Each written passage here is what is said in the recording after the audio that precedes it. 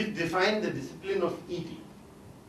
And they tell you that before the Sadgristha sits down to eat, what ritual he has to go through, who all he has to feed before he sits down to eat. And then it says that Devan, Rishin, Manushyan cha, Pitrin, Grihastha, Devata, Pujitva, Tata Prachad Grihastha, Shesh Bhuk Bhave. After feeding all these, the Devan, Rishi, Manushas, Pitris, ancestors, only after that, what is left, the Grihastha eats that. In fact, Shesh Bhuk Bhavet is an Ashirvadam, it's a blessing. That you eat what is left over. That those who eat what is left over are eating Amrita, that also the text says later. And those who eat without sharing, without first giving, eat sin. Agham sa keval bhungte ya pachti atma karanat. Those who eat only for themselves, eat only sin, eat only in sin. Yagyasishta ashanam hi etat satam annam vidhiyate. सज्जन लोगों का, अच्छे लोगों का अन्न तो यज्ञशिष्ट अन्न ही है, जो सबको खिला दिया गया, जो बाकी बच गया वही खाने योग्य अन्न है. जो नहीं खिलाया गया वो तो विष है, अघ है, पाप है.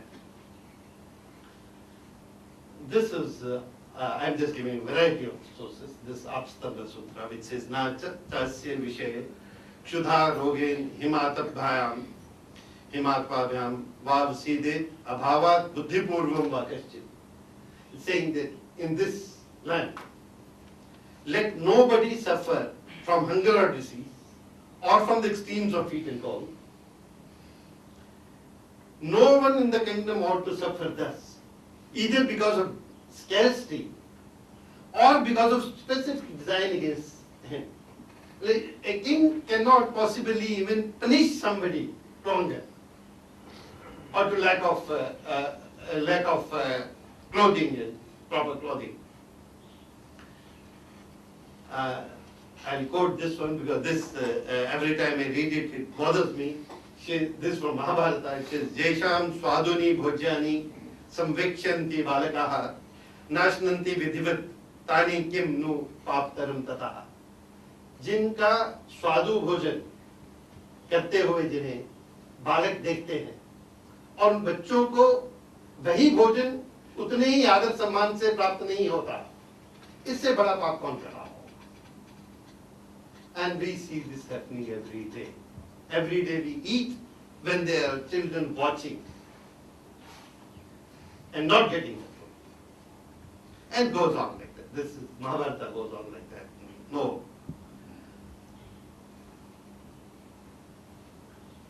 And in the kingdom where all this happens, the Mahabharata is very clear. In fact, every text is very clear. Mahabharata is very clear. In the king who, in whose kingdom this kind of things happen, that the children watch while others eat,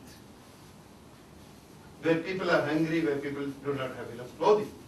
About the kingdom, let me not read it because I'm not really good at Sanskrit, but what the text is saying is that such a king, having taken the vow of protecting people and providing them all this, fails to do it, he is like a mad dog. And it is proper for the janta, for the people, to get together, round him up like they round up the mad dog and finish him off. That's what that's the kind of level to which these texts go. This responsibility is not optional. The responsibility of ensuring that everybody is fed is not optional on anybody. Neither on the Grihastha, nor on the Raja, nor on the individual. It is an obligatory responsibility. It has to be done.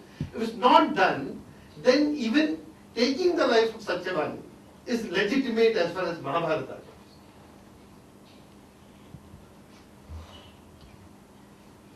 And when you give, this is the next, I think that I am stopping with that. That is the responsibility the texts are talking about, that you produce a great plenty and share it and get plenty before you.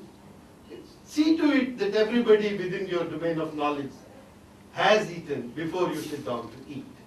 And if you don't do that, then there are various phrases used for who you are if you do that. One of them is, you are like a thief, which Shri Krishna is saying in Bhagavad.